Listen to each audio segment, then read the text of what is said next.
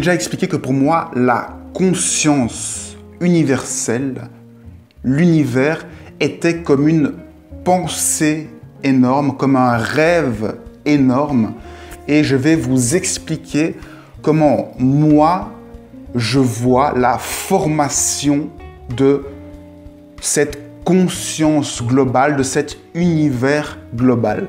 Comment se forment les pensées, à base de quoi elles sont faites et quelles sont les énergies, les forces mises en cause pour arriver à la matière et à tout ce qu'on peut voir aujourd'hui de dense, de solide. Alors, à la base, il y a une substance absolument neutre.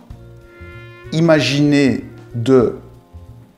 une surface d'eau, c'est une substance neutre qui ne fait rien du tout. Dans cette substance, il va y avoir la lumière, c'est-à-dire l'intelligence, qui va émettre une force sur cette matière, sur cette substance qu'est, ici on a imagé avec de l'eau, qui va mettre une force, donc la lumière, l'intelligence va mettre une force sur cette eau et ça va condenser cette eau.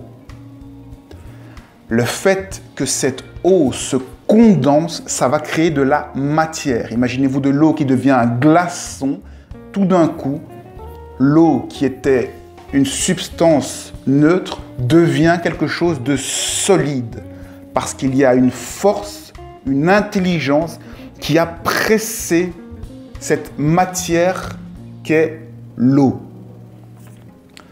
On a donc d'un côté l'intelligence, la lumière qui, par la force de la pensée, va densifier l'eau et va créer de la matière.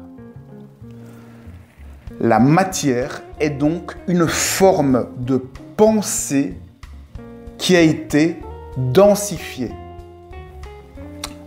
Je répète calmement, au départ, on a une substance vierge. Imaginez de la pensée vierge, absente de tout, du rien, du zéro, du vide, et une intelligence de la lumière va, avec la force de la pensée, par le fait simple de penser, va densifier ce vide, ce rien, et va créer de la matière, de la pensée un peu plus solide, un peu plus dense.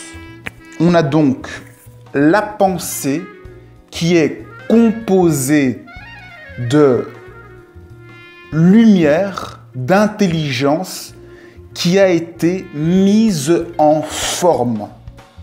La matière, c'est de la pensée qui a pris forme et plus cette matière est dense, plus l'intelligence, la lumière a prise dessus, plus la lumière a forgé cette matière, plus la lumière a formé précisément cette matière. En réalité, cette substance neutre de départ, c'est le vide absolu. L'intelligence, c'est la lumière. La lumière, c'est la réelle lumière, c'est celle du soleil, c'est ce qu'on peut voir. C'est la lumière qui est intelligente, logique, qui peut insuffler des désirs et qui peut donner des formes, qui peut créer.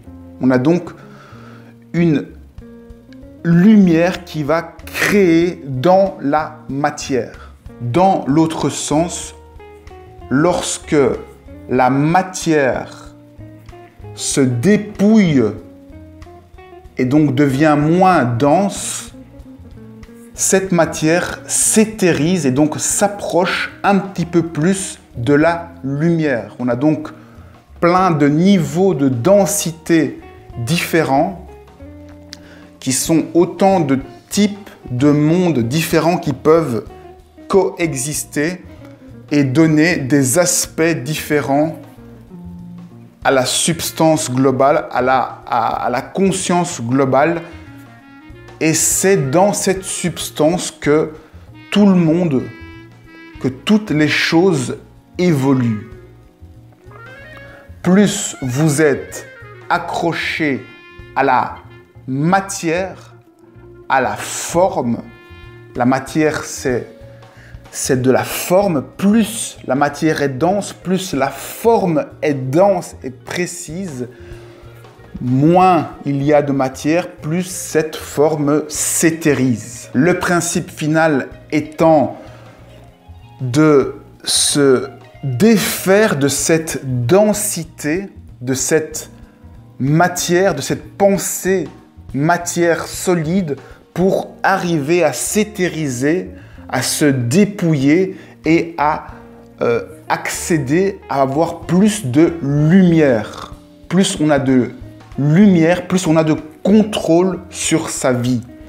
Et pour avoir plus de lumière, il faut s'approcher un petit peu plus de l'amour inconditionnel ou de l'altruisme. L'altruisme, c'est quand on donne. L'égoïsme, c'est quand on veut tout pour soi, quand on veut tout unifier. L'égoïsme, c'est ce qui attire, c'est ce qui prend, c'est ce qui condense, c'est ce qui veut figer les choses. Et l'altruisme, c'est ce qui se détache, c'est ce qui se détend, c'est ce qui donne. Et plus vous êtes du côté de cette lumière, plus vous avez de marge de manœuvre sur la manipulation de cette matière que vous êtes. Donc, plus il y a en vous de lumière, plus vous avez de libre arbitre et de marge de manœuvre sur votre vie. Plus vous êtes dense, plus vous êtes dans la matière, plus vous êtes égocentrique, plus vous êtes manipulé par les autres qui, eux, sont dans la lumière et qui créent la forme de leur monde.